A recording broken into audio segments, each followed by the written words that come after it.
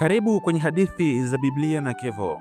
Leo nitakupeleka kwenye mojawapo ya matukio ya ajabu sana kuwahi kutokea duniani.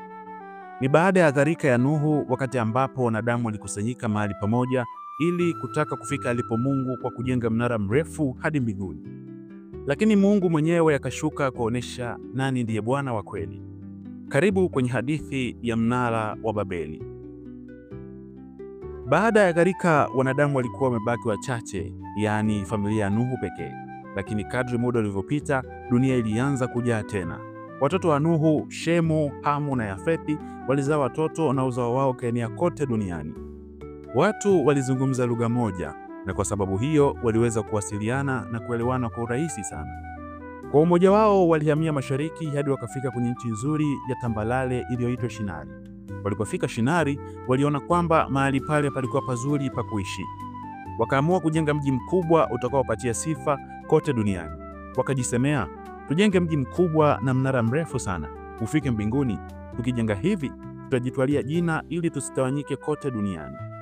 Watu hawa hawakutaka kutia agizo la Mungu alilowapa, zaeni mkaongezeke mkaijaze dunia.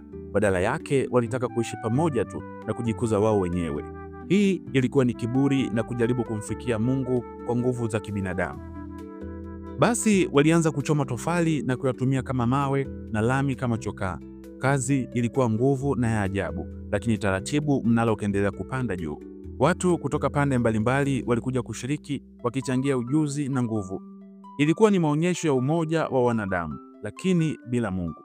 Waliamini kwamba hakuna watakachoshindwa kufanya wakiwa pamoja. Hawakujua kuwa yupo Mungu, muumba na mtawala wa mbingu na dunia, aliyekuwa akiwatazama wakifanya yaliyowapendeza wao na sio yeye. Ndipo Bwana akashuka kutoka mbinguni, akauona mji waliojenga na ule mnara mkubwa. Kisha Mungu akasema, wakiwa na lugha moja na wakiwa moja hivi, hakuna watakaloshindwa kulifanya. Hebu tushuke, tuchanganye lugha yao, wasielewane tena. Ni wazi kuwa Mungu aliona jitihada zao ni za dhati, na alijua pasipo kuwazuia basi wangeweza kufanikisha azimio lao, na ndipo akashuka na kuwachanganyia lugha ili wasielewane tena. Baada ya Mungu kushuka na kuwafanya wasielewane, kelele zilianza kutanda kila mahali. Watu waliongea lakini hawakuelewana kabisa. Mafundi wakaanza kuzungumza lugha tofauti.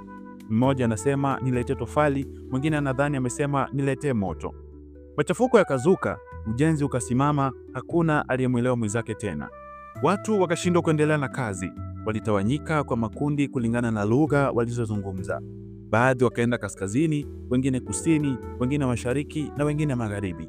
Na hapo ndipo historia ya mataifa, lugha na makabila mbalimbali ilipoanza.